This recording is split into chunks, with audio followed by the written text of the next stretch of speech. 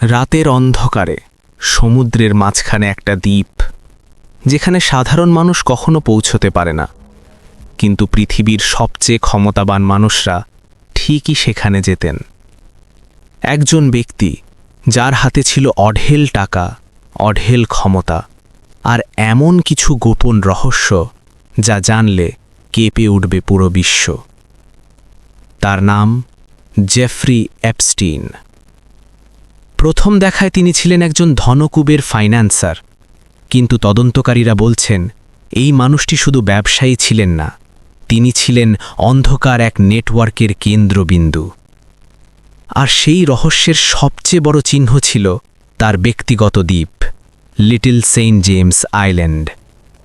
প্রশ্ন হল, এই দ্বীপ কেন বানানো হয়েছিল, কারা যেত সেখানে, আর ঠিক কী ঘটত সেই জায়গায় যেখানে ক্যামেরা পৌঁছতে পারেনি। অভিযোগ অনুযায়ী এই দ্বীপে সংঘটিত হয়েছে ভয়ঙ্কর মানব পাচার, অপ্রাপ্তবয়স্ক মেয়েদের নির্যাতন এবং এমন কিছু ঘটনা যা প্রকাশ পেলে বদলে যেতে পারে ইতিহাসের অনেক অধ্যায়। এই সব রহস্যের দলিলই পরিচিত আজ এপস্টিন ফাইল নামে। কিন্তু সবচেয়ে বড় প্রশ্ন, যে মানুষটি এত কিছু জানত সে হঠাৎ কারাগারে মারা গেল কিভাবে? আত্মহত্যা নাকি সত্য চাপা দেওয়ার জন্য পরিকল্পিত কিছু? আজ আমরা ঢুকব সেই অন্ধকার ফাইলের ভেতরে, যেখানে প্রতিটি পাতায় লুকিয়ে আছে ভয়ঙ্কর সত্য, আর প্রতিটি নাম হতে পারে এক বিস্ফোরণ।